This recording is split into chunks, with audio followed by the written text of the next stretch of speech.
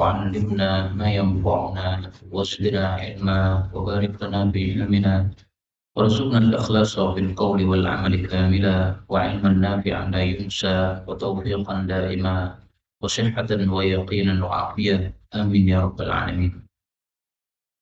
Alhamdulillah kaum muslimin rahimani wa rahimakumullah. Kita lanjutkan pengajian fikih mazhab Syafi'i dari kitab Matan Abi Syuja' atau Matan Taqrib, dan kita sudah sampai pada pembahasan tentang ilmu faraid. Kaum muslimin rahimani wa rahimakumullah. Sebelum kita membahas ilmu faraid dari kitab ini, ada beberapa hal yang perlu saya sampaikan. Pertama, bahwasanya ilmu faraid adalah ilmu yang mudah, bukan ilmu yang susah. Maka jangan menyusahkan diri dengan mengatakan ilmu faraid ilmu yang susah. Nanti malah kita kesusahan memahami. Makanya guru saya ketika mengajarkan ilmu faraid, beliau menegaskan, ilmu faraid sahlun. Ilmu faraid adalah ilmu yang gampang. Apa buktinya bahwa ilmu faraid atau pembagian warisan adalah ilmu yang gampang? Karena ilmu faraid definisinya adalah ilmu untuk mengetahui dua hal. Pertama, untuk mengetahui man yarith, siapa yang mewarisi. Yang kedua, untuk mengetahui kam yarith, berapa warisan yang dia dapatkan. Jadi seandainya panjenengan malam ini mati, siapa yang mewarisi panjenengan? Kemudian ahli waris panjenengan itu masing-masing dapat berapa? Nah, itulah ilmu warisan. Kalau panjenengan sudah tahu, oh kalau saya mati yang mewarisi saya adalah fulan, bagiannya adalah sekian, berarti panjenengan sudah paham ilmu warisan. Maka ilmu warisan adalah ilmu yang gampang. Kemudian ilmu warisan ini rukunnya ada 3, yaitu pertama orang yang mewariskan, berarti si mayit. Yang kedua adalah orang yang mewarisi, berarti keluarga yang ditinggal mati. Yang ketiga adalah harta yang diwarisi, yaitu warisan. Kemudian syarat mendapatkan warisan juga ada 3. Pertama adalah ketika ada hubungan nikah, maka seorang suami mati, istri mewarisi. Yang kedua adalah ketika ada hubungan nasab, maka kalau bapak mati, anak mewarisi, atau anak mati, bapak mewarisi. Yang ketiga adalah ketika ada hubungan wala. Nah, wala itu apa? Wala itu adalah hubungan seorang budak yang dimerdekakan oleh orang yang memerdekakannya. Itu namanya wala. Jadi kalau saya dengan bapak saya, namanya hubungan apa? Nasab. Saya seandainya seorang budak dulunya, kemudian dimerdekakan oleh seseorang. Nah, saya dengan orang yang memerdekakan saya tadi, itu hubungannya disebut hubungan wala. 3 sebab ini yang menyebabkan mendapatkan warisan. Ada kalanya pernikahan, ada kalanya nasab, ada kalanya wala.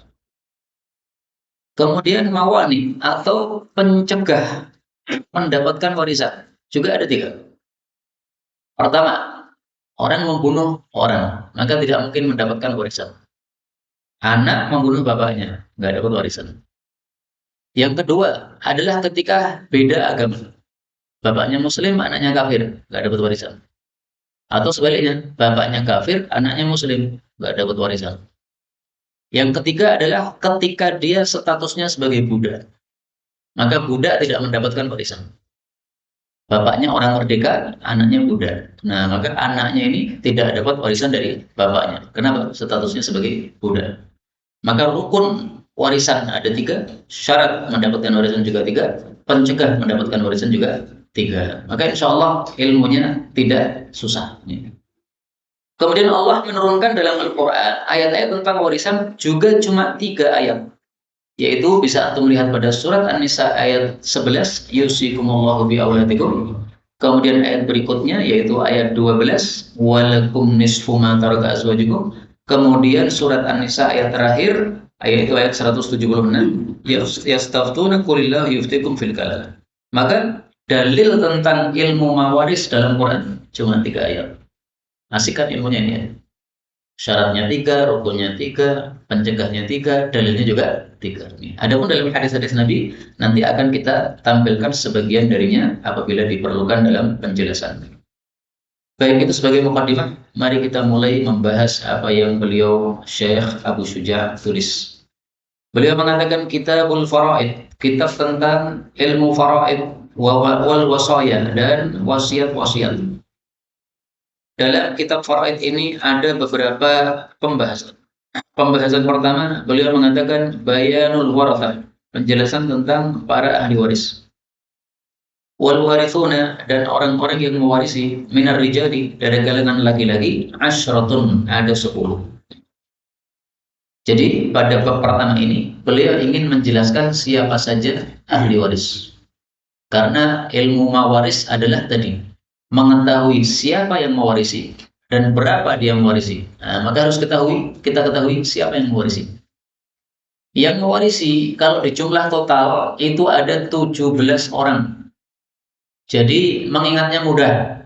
Kenapa? Jumlahnya sama dengan jumlah rakaat sholat fardu dalam satu hari semalam. Subuh, zuhur, asar, maghrib, isya. Totalnya berapa? 17 rakaat. Nah, ahli waris totalnya juga 17 orang. 17 ini dibagi dua. Ada yang laki-laki, ada yang perempuan. Yang laki-laki 10 orang, yang perempuan 7 orang. Kemudian dari laki-laki yang 10 orang ini bisa dibagi 3 bagian lagi. Ada yang mewarisi karena nikah, ada yang mewarisi karena nasab, ada yang mewarisi karena walad. Karena penyebab mendapatkan warisan tadi ada 3. Maka dari 10 orang ini, yang mendapatkan warisan dari sebab nasab ada 8 orang. Yang mendapatkan 7 orang ya. Yang mendapatkan warisan, oh iya betul, laki-laki kan. Kalau laki-laki berarti 8. Yang mendapatkan warisan dari sebab nasab ada 8 orang. Yang mendapatkan warisan dari sebab pernikahan 1 orang, yaitu suami. Yang mendapatkan warisan dari sebab wala adalah 1 orang, yaitu yang memerdekakan. Nah, sekarang beliau memperinci. Yang pertama adalah al-ibnu, anak laki-laki. Yang kedua adalah ibnul ibni, cucu laki-laki dari anak laki-laki. Wa in safala, dan seterusnya ke bawah, terus cicit, dan seterusnya ke bawah. Dengan syarat semuanya laki-laki tidak dipisah dengan perempuan. Kalau dipisah dengan perempuan maka sudah tidak mendapatkan warisan. Yang ketiga wal abu, bapak. Yang keempat wal jaddu, kakek, wa in ala, dan seterusnya ke atas. Atasnya kakek namanya abah, dan seterusnya itu. Kemudian yang kelima wal akhu, saudara laki-laki. Yang keenam wabnul akhi, anaknya saudara laki-laki, wa in taraha, dan seterusnya ke samping.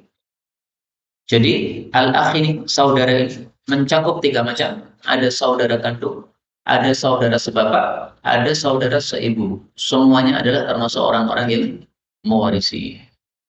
Yang ketujuh wal am, dan paman. Yang kedelapan wabnul ammi, dan anaknya paman. Berarti siapa itu? Sepupu. Kita punya paman, paman punya anak. Berarti sepupu kita. Wa in taba'ada, meskipun menjauh dan seterusnya ke samping.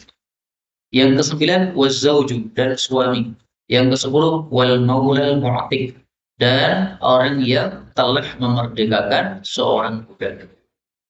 Nah, maka dari 10 ini supaya kita mudah untuk mengingatnya adalah kita klasifikasikan menjadi 3 kelompok. Kelompok pertama yang mewarisi karena nasab. Ada berapa? Ada 8. 8 ini kalau kita lihat, ini saya sudah bagi dengan mudah untuk diingat-ingat. Yang pertama dan kedua itu anak dan cucu. Ini berarti kan ke bawah nih. Yang ketiga dan keempat ini adalah bapak dan kakek. Ini kan berarti kan ke atas nih. Yang kelima dan keenam ini adalah saudara dan anaknya saudara. Berarti keponakan. Ini berarti kan ke samping nih. Yang ketujuh ini adalah paman dan anaknya paman. Berarti sepupu. Nah, berarti ke samping tapi samping atas. Maka dibayangkan mudah. Ahli waris adalah bawah, anak dan cucu dan seterusnya. Atas, bapak dan kakek dan seterusnya. Samping, saudara dan ke bawahnya, yaitu anaknya saudara dan seterusnya. Kemudian samping atas, yaitu paman dan anaknya paman dan seterusnya. Nah, inilah 8 orang yang mewarisi kalau kita mati. Kalau seseorang mati, tentu saja dengan syarat-syarat tertentu, tidak semuanya dapat tidak ya. Tetapi ada yang dapat, ada yang tidak. Sebagaimana nanti akan kita bahas siapa saja yang pasti dapat, siapa saja yang kadang dapat, yang kadang tidak. Kemudian nomor 9 ini adalah yang mewarisi karena hubungan nikah satu orang, suami. Yang ke-10 ini adalah yang mewarisi karena hubungan wala, yaitu orang yang memerdekakan budak. Nah, maka dengan tiga klasifikasi ini jadi mudah mengingatnya. Kemudian beliau mengatakan wal warithatu, dan wanita-wanita yang mewarisi minan nisa'i dari kalangan para wanita sab'un, ada 7 orang. 7 orang ini juga bisa dibagi 3. Yang 5 ini mewarisi karena nasab. Satu lagi mewarisi karena pernikahan. Satu lagi mewarisi karena wala. Mari kita lihat. Yang pertama al-bintu, anak perempuan. Yang kedua wa bintul ibni, cucu perempuan dari anak laki-laki. Wa insafalat, dan seterusnya ke bawah. Yang ketiga wal ibu. Yang keempat wal jaddatu, kakek, nenek. Wa in alat, dan seterusnya ke atas. Yang kelima wal ukhtu, saudari perempuan. Dan ini mencakup 3 tadi. Saudari kandung, saudari sebapak, saudari seibu. Nah, ini 5 semuanya mewarisi dengan sebab nasab. Bisa kita lihat bawah, atas, samping. Bawah berarti cucu atau anak dan cucu. Kemudian atas berarti ibu dan nenek. Samping berarti saudara, saudari. Adapun bibi nggak termasuk. Bibi tidak apa? Termasuk. Demikian juga anaknya saudari nggak termasuk. Anaknya bibi nggak termasuk. Kemudian yang keenam zaujah, istri. Nah, ini mewarisi karena pernikahan. Yang ketujuh al-maulatul mu'tiqah. Seorang yang memerdekakan terhadap seorang budak. Ini berarti karena wala. Inilah 17 orang yang mewarisi terhadap orang yang mati. Ringkasnya 10 laki-laki, 7 perempuan, jumlah totalnya 17 seperti jumlah rakaat salat fardu dalam sehari semalam. Dan 10 dan 7 orang ini bisa dibagi 3, mewarisi karena nasab, mewarisi karena nikah, mewarisi karena wala. Kita sudah selesai dari pembahasan pertama. Sekarang pembahasan kedua. Waman la yasqutu bihalin, orang yang tidak mungkin gugur sama sekali. Maksudnya pasti mendapatkan warisan. Tidak mungkin tidak mendapatkan warisan. Khamsatun, ada 5. Yang pertama dan kedua adalah az-zaujani, suami istri. Berarti suami sama istri. 2 orang ini berarti. Yang ketiga dan keempat al-abawani, 2 orang bapak. Kedua orang tua, bapak dan ibu. Yang kelima wa waladus sulbi, dan anak langsung. Jadi saya punya anak, nah anak langsung itu namanya. Kalau anaknya anak, itu anak tidak langsung, disebut cucu. Waladus sulbi itu anak langsung. Nah, 5 orang ini tidak mungkin tidak mendapatkan warisan. Pasti dapat warisan. Saya mati, istri saya pasti dapat warisan. Saya mati, bapak saya pasti dapat warisan. Saya mati, ibu saya pasti dapat warisan. Saya mati, anak saya pasti dapat warisan. Kenapa? Karena 3 orang ini adalah orang yang paling dekat hubungannya dengan si mayit. Siapa? Atas, bawah, samping. Atas bapak ibu, bawah anak, samping istri. Ini adalah 3 orang yang atau 3 hubungan yang paling dekat dengan seseorang sehingga pasti dapat warisan, tidak mungkin tidak. Pembahasan ketiga.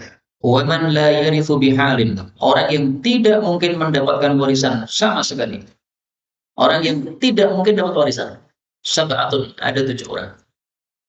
Pertama al-abdu, seorang budak. Yang kedua al-mudabbaru, budak yang dibebaskan setelah majikannya mati. Yang ketiga umul waladi, budak yang dikumpuli oleh majikannya sehingga melahirkan anak. Yang keempat wal mukatabu, budak mukafah, yaitu budak yang memerdekakan dirinya dengan membayar harganya kepada majikannya. Yang kelima wal qatil, dan orang yang membunuh, pembunuh berarti. Kemudian yang keenam adalah al murtaddu, orang yang murtad. Yang ketujuh adalah wa ahlu millatain, dan orang yang beda agama. 7 orang ini yang tidak bisa mewarisi sama sekali, ini bisa kita ringkas menjadi 3. Kenapa? Karena penyebab tidak dapat warisan ada 3. 1 karena statusnya sebagai budak, 2 karena beda agama, 3 karena membunuh. Maka nomor 1 sampai 4 ini semuanya budak. Budak, budak mudabbar, budak umul walad, budak mukatab, semuanya jenis-jenis budak. Nomor 5 ini pembunuh, nggak dapat warisan. Sebagaimana sabda Nabi, la yarithul qatil. Orang yang membunuh tidak dapat warisan. Bahkan membunuhnya pun kalau tidak sengaja tetap tidak dapat warisan. Misalnya seorang anak pakai motor ngebut, akhirnya nabrak orang, orangnya mati. Ternyata setelah dilihat yang ditabrak bapaknya sendiri. Berarti penyebab kematian siapa? Anaknya. Maka anaknya tidak dapat warisan. Kenapa? Kamu membuat mati bapak. Maka penyebab matinya adalah kamu, maka kamu nggak dapat warisan. Maka jangan ngebut naik motor, nanti pencut, nanti nabrak bapak, bapak mati nggak dapat warisan. Kemudian nomor 6 dan 7 ini adalah beda agama. Orang muslim jadi murtad, berarti kan sudah beda agama. Ahlu millataini, beda agama, satunya muslim, satunya kafir. Nah, maka 3 sebab inilah yang menyebabkan orang tidak dapat warisan. Maka kata-kata 7 ini bisa diringkas, yaitu 3. Perbudakan, membunuh, beda agama. Sudah selesai bab ketiga. Berarti kan mudah kan ilmu warisan? Satu bab selesai, ya, segera rambut. Yang keempat, wa aqrabul asobati, paling dekatnya asobah adalah yang pertama al-ibnu, anak, thumma ibnuhu, kemudian anaknya. Nah, sebelum kita bahas inti asobah, maka saya kasih kerangka dulu. Orang yang mendapatkan warisan itu dibagi 2. Ada yang bagian warisannya sudah ditentukan oleh Quran, ada yang bagian warisannya belum ditentukan oleh Quran. Yang bagiannya sudah ditentukan oleh Quran itu disebut ahlul faraid atau dzu fardin. Misalnya anak perempuan kalau satu saja dapat setengah. Nah, setengah itu kan sudah ditentukan oleh Quran. Berarti dia itu adalah ahlul faraid atau dzu fardin. Yang kedua adalah orang yang dapat warisan tapi bagiannya tidak ditentukan oleh Quran. Misalnya kalau saya mati, berapa jatahnya anak saya? Jatahnya anak saya adalah sisa setelah semua ahlul faraid dapat warisan. Maka sisanya untuk anak-anak saya. Nah, itulah yang disebut sebagai apa? Asobah. Rasulullah Shallallahu Alaihi Wasallam bersabda, kalau ada orang mati, maka gimana cara bagi warisannya? Caranya dahulukan orang-orang yang ahlul faraid. Bapaknya kasih dulu, ibunya kasih dulu, istrinya kasih dulu. Udah, mereka kan ahlul faraid kan? Kalau sudah ahlul faraid dikasih, nah sisanya baru kasih ke asobah. Maka seandainya Abu Zaidan mati, gimana? Bapak saya dikasih, ibu saya dikasih, istri saya dikasih. Nah, setelah itu sisanya diberikan kepada anak-anak saya. Bapak saya, ibu saya, istri saya, ini ahlul faraid. Anak-anak saya, ini namanya asobah. Rasulullah mengatakan, kalau ahlul faraid sudah dikasih semuanya, maka sisanya berikan kepada asobah yang paling dekat hubungan nasabnya kepada si mayit.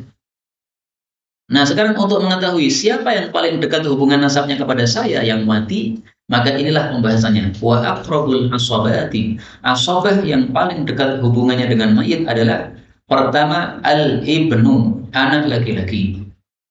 Thumma ibnuhu, kemudian anak laki-lakinya, berarti cucu laki-laki dari anak laki-laki. Berarti ke bawah. Yang kedua, thummal abu, kemudian bapak, thumma abuhu, kemudian bapaknya. Berarti siapa? Kakek. Nah, berarti ke atas. Yang ketiga, thummal akhu lil abi wal kemudian saudara kandung. Thummal akhu lil ab, kemudian saudara sebapak. Jadi, saudara seibu tidak termasuk apa? Asobah. Yang keempat, thumma ibnul akhi lil abi wal kemudian anaknya saudara kandung. Berarti apa? Anaknya saudara kandung, keponakan. Thumma ibnul akhi lil ab, kemudian anaknya saudara sebapak, keponakan juga. Yang kelima, thummal ammu, kemudian paman. Ala hadzal tartib, dengan urutan itu, yaitu paman kandung, kemudian paman apa? Sebapak. Tsumma ibnuhu, kemudian putranya paman. Berarti apa? Berarti sepupu. Nah, maka asabah ini yang cukup rumit ini, kalau mau kita ringkas jadi mudah. Apa itu? Al-bunuwah, anak. Al-ubuwah, bapak. Al-ukhuwah, saudara. Al-umumah, paman. Gampang nggak itu?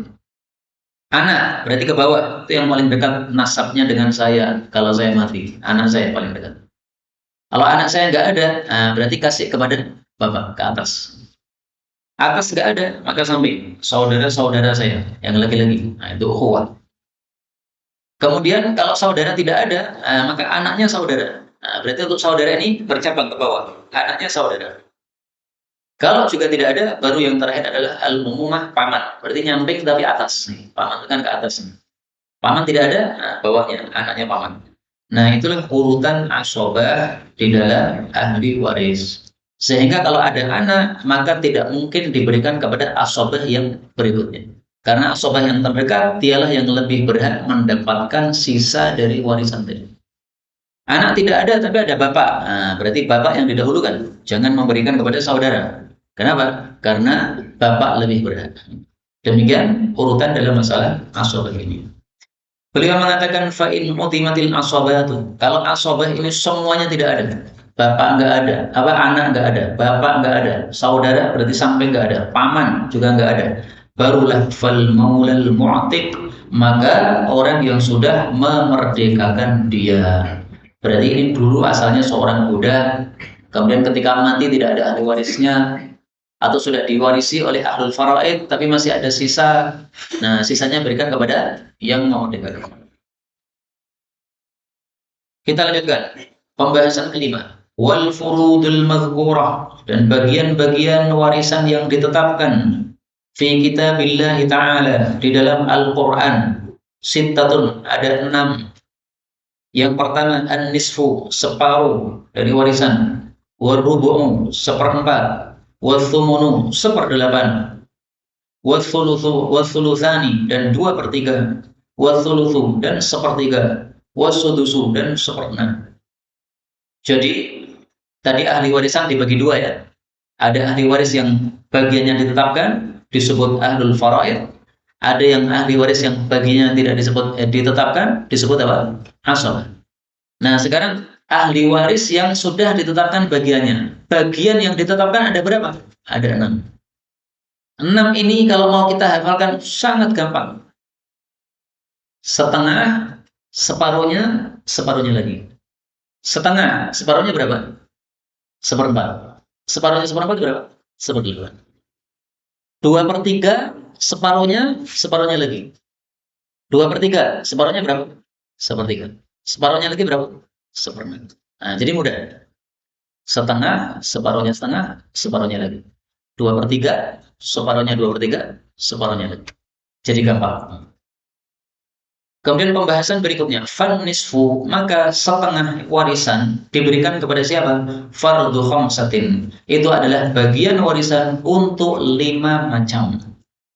Artinya 5 orang yang akan disebutkan ini kalau ada orang mati, maka dia mendapatkan bagian warisannya separuh harta warisan.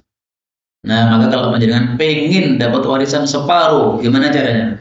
Jadilah salah satu dari 5 orang ini.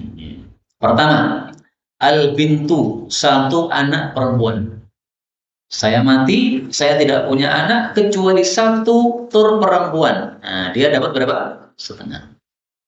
Yang kedua, bintul ibni, putri dari anak laki-laki. Berarti cucu perempuan saya. Saya punya anak laki-laki dan dia sudah mati. Tidak punya anak yang lain saya. Kemudian anak saya yang sudah mati ini punya cucu perempuan. Yang mewarisi cuma dia saja, cucu perempuan. Berarti dia mendapatkan berapa? Separuh. Yang ketiga, wal ukhtu minal abi wal ummi, saudari sekandung. Saya mati, tidak ada ahli waris. Nah, maka larinya kepada saudari sekandung. Dapat berapa? Dapat setengah. Kapan dia dapat setengah? tentu saja ada persyaratan-persyaratannya. Nah, persyaratannya ini kalau kita bicarakan panjang lebar nanti akan panjang, sehingga untuk kajian yang sangat ringkas ini kita lewati saja persyaratan-persyaratan itu. Yang intinya adalah untuk memahami bab-bab seperti ini, siapa yang dapat setengah, siapa yang dapat sepertiga, siapa yang dapat seperenam, itu panjenengan cukup membaca surat An-Nisa ayat 11 dan 12 dan 176. Selesai. Karena Allah sudah jelaskan di situ sangat gamblang. Silahkan dilihat surat An-Nisa ayat 11. Allah katakan yusikumullahu fi auladikum. Allah wasiatkan untuk anak-anak kalian. Lidzakari mithlu hadzal unthayain. Anak laki-laki dapat bagian dari dua perempuan, dua anak perempuan. Fa in kunna nisaan fawqa tsnatain. Kalau hanya diwarisi oleh dua cewek, dua putri cewek, falahunna thulutsa ma tarak. Maka dua putri cewek tadi dapat 2/3 dari warisan. Wa in kanat wahidah, kalau cuma ada satu anak perempuan, falahan nisf, maka mewarisi separuh. Wa li abawayhi, untuk kedua orang tuanya, likulli wahidin minhuma sudus, masing-masing dapat 1/6. In kana lahu walad, kalau si mayit punya anak. Saya mati punya anak. Nah, berarti bapak saya 1/6, ibu saya 1/6. Fa illam yakul lahu walad, kalau saya tidak punya anak, wa warithahu abawah, kemudian yang mewarisi hanyalah kedua orang tua saya, fali ummihi thuluth, maka ibu saya dapat 1/3. Berarti sisanya siapa? Sisanya bapak. Fa in kana lahu ikhwatun, kalau saya mati tidak punya anak, tapi punya saudara-saudara, fali ummihi sudus, maka ibu saya dapat 1/6. Asalnya dapat berapa tadi? 1/3. Tapi gara-gara ada saudara maka dapat 1/6. Terus sisanya siapa? Sisanya untuk bapak.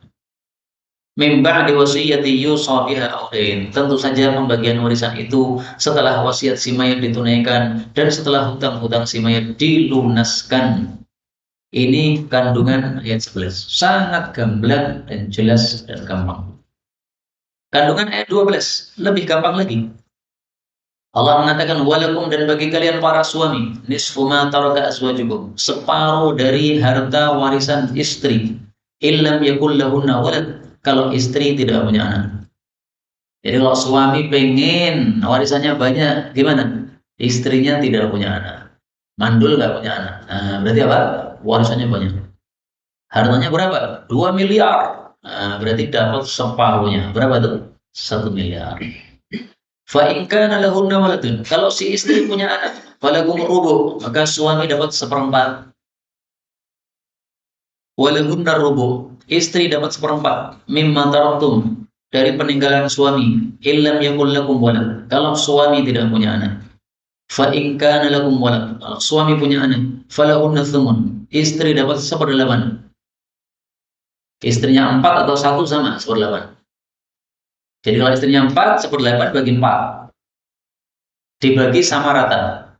Meskipun istri pertama sudah 20 tahun bersama dia, istri kedua baru 10 tahun, istri ketiga baru 5 tahun, istri keempat baru 1 pekan, tetap jatahnya sama, masing-masing mendapatkan 1 bagian dari 1/8 tadi dibagi berempat. Kemudian Allah mengatakan wa in kana rajulun yurathu kalalah. Kalau ada seseorang mati kalalah. Kalalah itu bapak nggak ada, ibu nggak ada, anak nggak ada. Atas nggak ada, bawah nggak ada. Walahu akhun aw ukhtun, tapi dia punya saudara seibu atau saudari seibu. Falikulli wahidin minhum sudus. Maka saudara atau saudari seibu tadi mendapatkan 1/6 dari warisan. Fa in kanu aktsara min dzalik. Kalau jumlahnya bukan 1 tapi 2. 2 saudara atau 2 saudari. Fahum syuraka'u fi thuluth, maka mereka berserikat di dalam 1/3 warisan. Nah, maka perincian faraid ini sudah ada ketentuannya dalam Quran, sangat gamblang, sangat jelas. Bedanya kalau dalam Quran itu disebutkan orang-orangnya lalu bagian-bagiannya. Misalnya bagian anak, oh anak itu kalau hanya 1 perempuan bagiannya setengah. Kalau 2 perempuan atau lebih maka bagiannya 2/3. Kalau anaknya laki dan perempuan maka jadi asabah. Itu pembagian cara Quran begitu. Cara menjelaskannya disebutkan orangnya baru bagian-bagiannya. Tapi kalau cara penjelasan ahli faraid dalam ilmu fikih disebutkan bagian-bagiannya, kemudian siapa-siapa yang mendapatkannya. Separuh, untuk siapa ini separuh ini? Untuk A, B, C, D. Seperenam, untuk siapa seperenam ini? A, B, C, D. Jadi lebih enak mana? Kalau menurut saya, lebih mudah, lebih jelas, lebih gampang dipaham metode penjelasan Quran. Quran menyebutkan, nih bagian anak ada macam-macam kondisi untuk anak. Setelah bagian anak selesai, nih bagian bapak ibu ada macam-macam kondisi bapak ibu. Setelah bapak ibu selesai, kemudian pindah. Nih bagian suami istri ada macam-macam kondisi suami istri. Lebih gampang, lebih enak. Maka kalau panjenengan mengalami kematian saudara, kerabat, maka langsung panjenengan coba membuka surat An-Nisa ayat 11 ayat 12. Panjenengan cocokkan dengan ayat itu. Siapa saja yang mendapatkan warisan, berapa saja warisan yang diberikan. Kalau panjenengan sudah bisa mencocokkan warisan dengan ayat itu, berarti sudah paham ahli ilmu warisan. Kalau belum, kembalikan kepada ahlinya. Ini ada saudara kita mati, bagaimana cara membagi warisannya? Kalau bisa ditanyakan sekaligus dalilnya, bagaimana pembagian warisannya, dalilnya kayak apa? Nah, sehingga kita jelas menerima penjelasan plus dalilnya sekaligus. Baik, maka apa yang akan kita baca ini, kita baca sekilas saja, cepat saja ya, karena sebenarnya penjelasannya sudah ada dalam Quran. Saya ulangi lagi bahwa bagian separuh itu untuk 5 orang. Pertama adalah putri, 1 orang putri.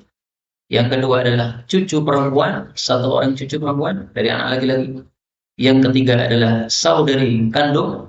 Yang keempat adalah al-ukhtu minal abi, saudari sebapak. Yang kelima adalah az-zawju, suami, mendapatkan separuh dengan syarat idza lam yakun ma'a waladun, apabila tidak ada anak bersamanya. Kemudian beliau mengatakan, warubu, adapun 1/4 warisan, fardhu tsnain, itu diberikan sebagai warisan untuk 2 macam orang. Yang pertama az-zawju, suami, ma'al waladi aw waladil ibn, apabila ada anak bagi si mayit atau ada cucu bagi si mayit. Yang kedua, wa huwa fardhu zaujah wa zaujat, itu bagiannya para istri, 1 orang maupun beberapa istri, ma'a adamil waladi aw waladil ibn, apabila si mayit memiliki anak maupun memiliki cucu, seperti ayat yang tadi sudah kita jelaskan.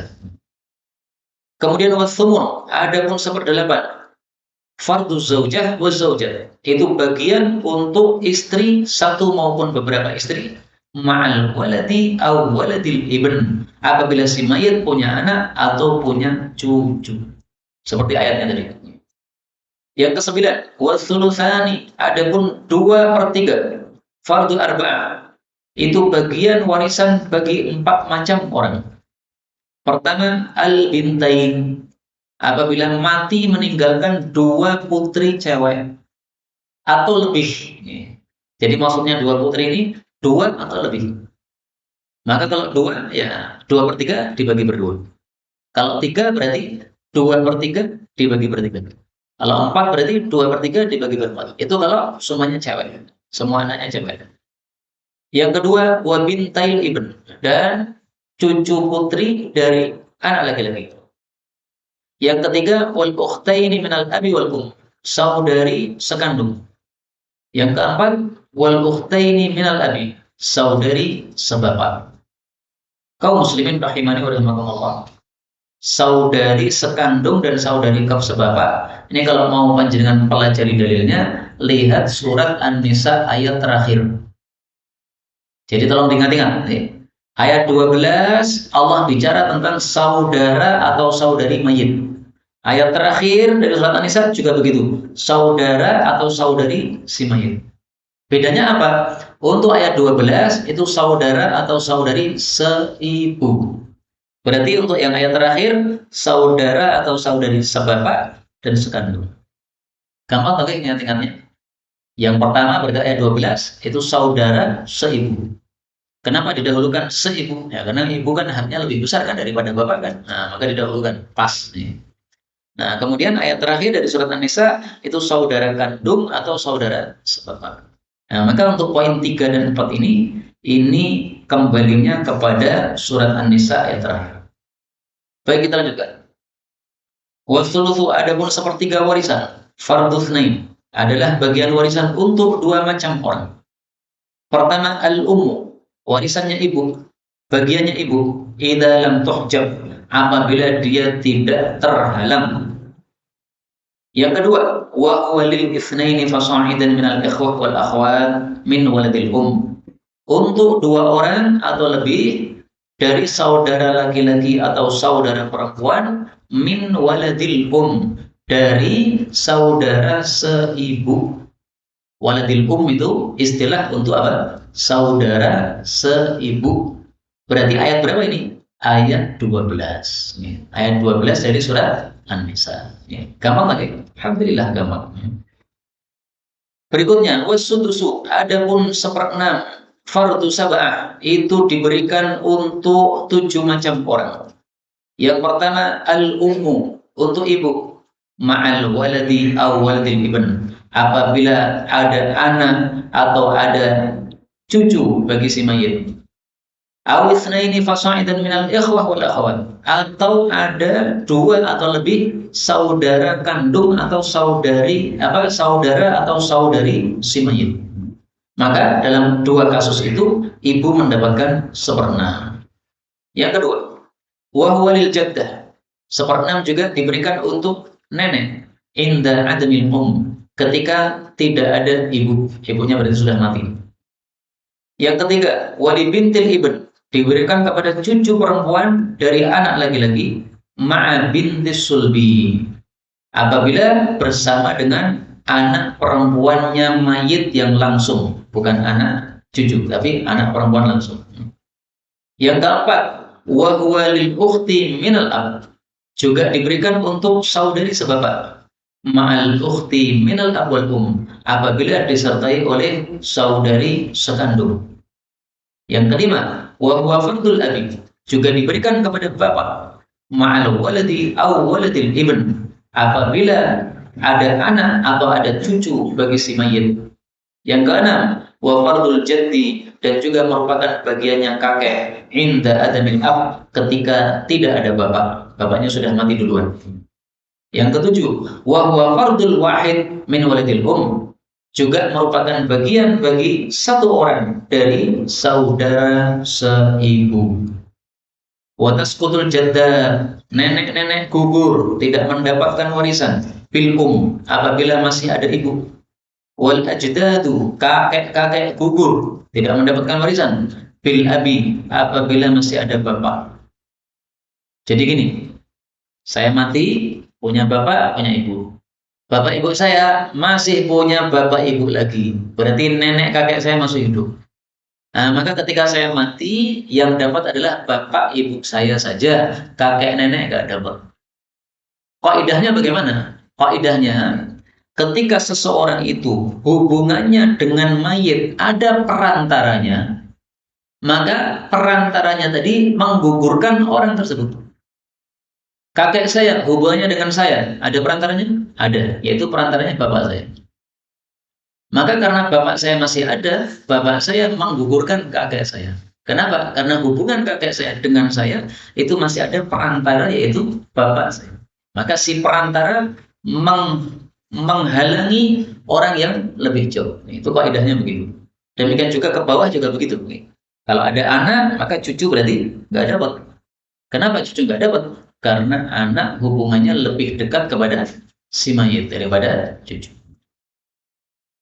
Maka beliau mengatakan wa yasqutu waladul dan gugur saudari seibu ma'a arba'ah, apabila ada 4 orang. Pertama al-walad, ada anak, wa waladul ibn, ada cucu dari anak laki-laki, wal abi, ada bapak, wal jaddi, ada kakek. Wa yasqutul akhu lil abi wal umma tsalatsa, dan gugurlah saudara sekandung apabila ada 3 orang. Siapa saja? Al-ibn, Apabila ada anak, maka saudara kandung tadi nggak dapat. Wabnul ibn, ada cucu laki-laki, maka saudara kandung nggak dapat. Wal abu, ada bapak, maka saudara kandung juga nggak dapat. Wa yasqutul walidul ab, adapun saudara sebapak, maka gugur pihak ulai salah dengan sebab adanya tiga tadi, yaitu anak, cucu, dan bapak. Wabil akhiril abi wal demikian juga kalau ada saudara sekandung. Sampai di sini kalau belum terpaham, karena memang ini hanya teori yang perlu ada prakteknya. Maka tidak ada masalah ketika tidak dibahas. Yang penting ketika praktek nanti pasti kita akan menemukan kalimat ini bermanfaat untuk kita. Kita lanjutkan. Tinggal sedikit, maka insya Allah tidak pusing. Wa arba'atun yu'assibuna akhwatihim. Ada 4 orang menyebabkan asobah terhadap saudari-saudari mereka. Yang pertama, al-ibnu, anak laki-laki. Yang kedua, ibnul ibni, anak laki-laki dari anak laki-laki, berarti cucu laki-laki. Yang ketiga, wal akhu minal abi wal ummi, saudara sekandung. Yang keempat, wal akhu minal abi, saudara sebapak. Jadi maksudnya, 4 macam orang ini. Ini kalau ada saudari-saudari perempuan bersama mereka, maka otomatis mereka jadi asobah. Contoh, saya mati meninggalkan 5 anak. Yang 4 adalah laki-laki, yang 1 perempuan. Nah, berarti termasuk di sini. Al-ibn. Saya punya anak laki-laki 4, kemudian tambah 1 perempuan, maka berarti pasti jadi asobah. Jadi apa? Asobah. Bagaimana cara membaginya? Membaginya adalah yang laki-laki dapat 2 bagian daripada yang perempuan. Baik nomor 1 maupun nomor 2 maupun nomor 3 maupun nomor 4 ini semuanya sama. Cara membaginya adalah si laki-laki kasih 2 bagian, si perempuan kasih 1 bagian. Lidzakari mithlu hadzil unthayayn. Terakhir, alhamdulillah sudah selesai. Wa arba'atun, dan 4 orang yarithuna, mereka mewarisi tuna akhwatihim, tanpa saudari-saudari mereka. Saudari nggak dapat. Siapa saja? Al-a'mam, paman-paman dari pihak bapak. Maka paman dari pihak bapak kalau dapat warisan, maka saudarinya paman itu alias bibi kita nggak dapat.